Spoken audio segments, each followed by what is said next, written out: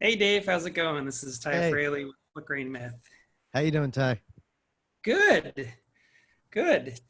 So I watched King of Staten Island last night, and it was a great movie Thank you. Thank you for for watching. me to poop on. Nice. um, and so I was wondering if you could start by kind of describing what is your relationship to Pete Davidson. Pete and I started hanging out. We met at a comedy show when I think right when he turned 18. And we started being friends when a few months after that, he was doing a movie in LA. Didn't really know anyone. Mutual friend was like, "Oh, remember that guy Pete we hung out with?" He was like, he's in town. Doesn't I was like, oh yeah, I'll show him around. Nice guy. And we started hanging out, and then started writing together a little while after that when he got his first sort of offer to pitch something. We wrote a Comedy Central web series that would have gotten made had Pete not gotten hired by SNL. So from that point onward, we kind of continually wrote together. Partially because they enjoyed my writing on the Justin Bieber roast for Pete, that I was able to submit a packet to SNL and work them for the 2016 season. So, are you a character in the movie or No, no? no, I don't factor into the movie because I'm one of the people that Pete would have only met because he was doing comedy, and this is a world where Pete never did comedy. The closest person to me, I guess, is Igor, but not specifically based on me. Just the catfishing story. Gotcha. Gotcha. Um, I thought it was awesome to see so many comedian slash actors, Bill Burr and, Pam Adler. She's Hmm. hilarious. Yeah, we And then, really got to give a lot of our old friends jobs. That was really nice. yeah, I was going to say, was that sort of on purpose, or was it more like these were the people we knew and we knew they do a good job, and so we toss them in there? Well, I mean, Pete especially really wanted to put a lot of New York comics in this. He wanted his friends to be in this. It's when you have an opportunity like this, you want to help people, you want to have do favors. But I mean, it's not really favors because we wanted to. This is a Staten Island movie. We wanted to fill this with real New York comedians because comics are, they have great timing. They're just appropriate for these roles. So, certain people, it was like we just knew this is a friend of ours who would be great at this, like Ricky Velez and Derek Gaines. Whereas other people, we just gave them the part because we just said, this person has been a staple of New York comedy for so long, they deserve to have, a bone thrown to them, specifically Rich Voss. Rich Voss, that was more of a charity thing than anyone else, but everyone else was there because they're just really talented. Excellent. Rich Voss is going to get so angry with me if he ever sees this. But the thing is, you have to understand, in New York, shitting on Rich Voss is just sort of a tradition. If anyone doesn't know about that, they should. They learn their history of how much fun it is. Nice. Well, if he's on Twitter, I'll be sure to tag him with the interview. To be fair, his wife was great. Bonnie was fantastic. And so I'm assuming some of the other people that were in the movie came on board through maybe Judd Apatow. Well, I Or mean, we looked at. I mean, it was cast exactly as you might imagine. We had, the people, a lot of comics that we considered and then narrowed down to who would fit the roles, basically, and then we just sort of at the last minute figured out who would be best for who. And one of the good things about this, especially with the Judd movie, is that you have access to all these really great actors. So we were able to get people like Steve Buscemi. It was so awesome, and a lot of people that we loved, and specifically in the comedy scene that were really great people known to New York comedy, but maybe not known to a national audience, like Mike Vecchione and Lisa Traeger and Lynn. It just there was really a lot of people who just added a lot of character to these parts because they're these seasoned, known comics. I mean, Lynn Koplitz is so funny. She was one of the people that she played Joy, Scott's aunt, and I just thought like it was just one of those examples of just brought things to the part that you never thought of until like you're there. So that's what you get comics for, because they always have their own ideas, which are often good, that can really add to a character. Yeah, I mean, Steve Buscemi was great. Marissa Tomei, oh my goodness, it was amazing performance that she gave. Yeah, and the funny thing about Marissa is that, like, from the very beginning, it was just the only person we could really picture as this character, like as Pete's mom. We were like, who else really? Like, we really thought about it. Like, I just can't think of anyone else who fits. There's a lot of great actresses out there, but like, we just couldn't think of anyone who was right for this, to be both this unbelievably patient mom of Pete as well as this starry-eyed love interest of Bill's. So it was really, I mean, that the gravitas that Marissa brings is really nice. She's just an award-winning, just such a real actor. It really helps step up people's game, because especially you have people like Pete and Bill who this is their first movie, and they're both good. But at the same time, it's like, you better be good, because you're in a scene with Marissa Tomei. Exactly. Yeah, and so how did Judd Apatow get involved with the project?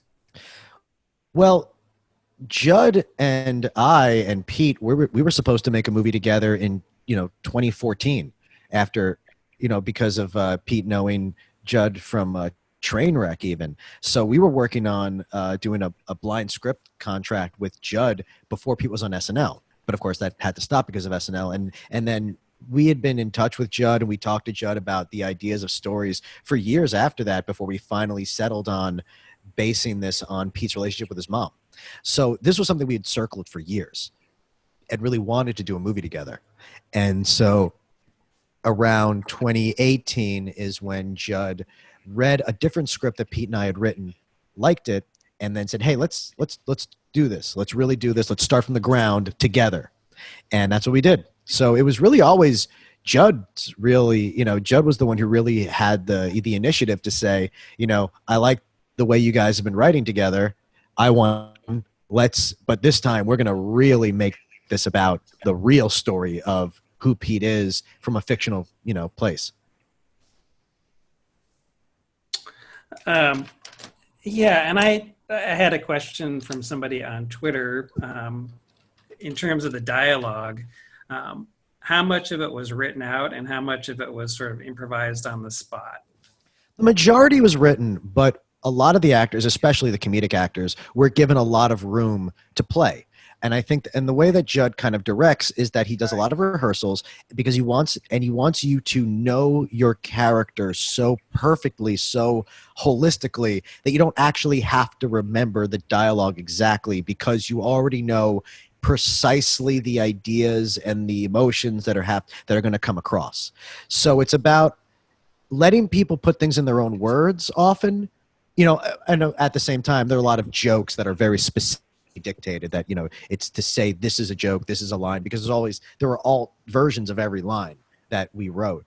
So, but it was really about saying, like, making this natural enough that you can say it in your own words, but it's still a very narrow scope of what those words have to mean.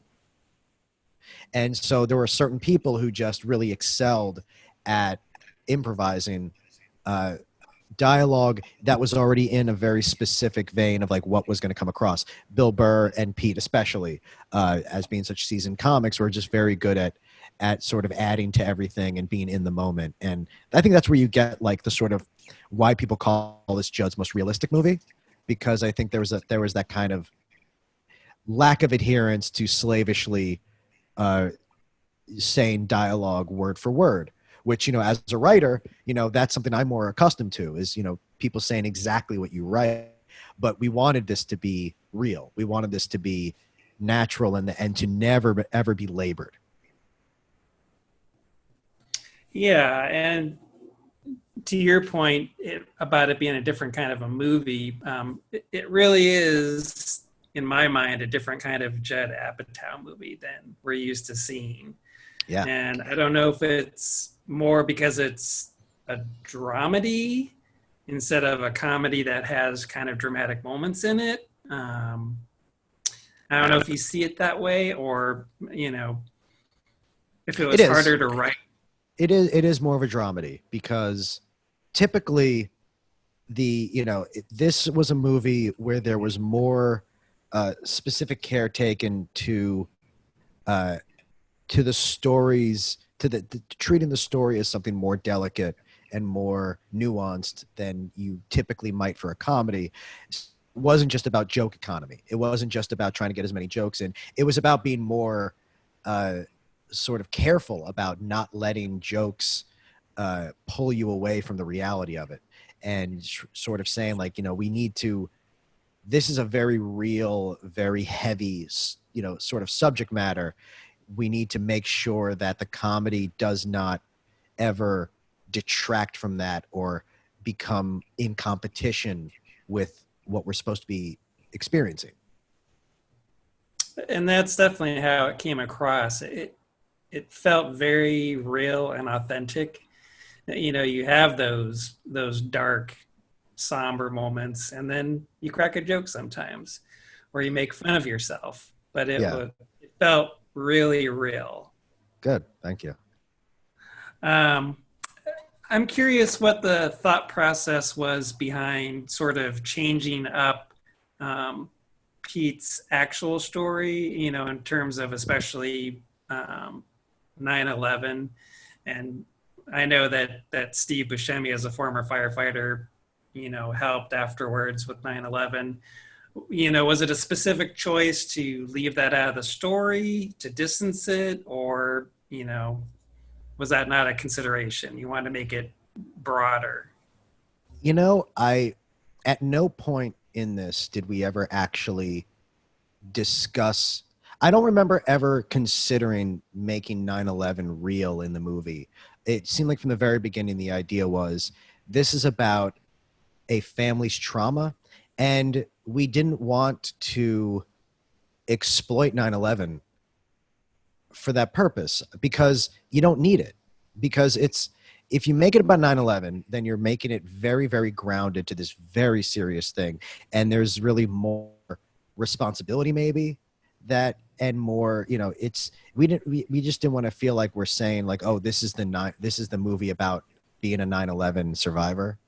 So we wanted to make it more about like a lot of people lose their family in non-famous ways, and it's weird how differently the public kind of sees that when it's not a world famous event, even though for the family it's not particularly different for them.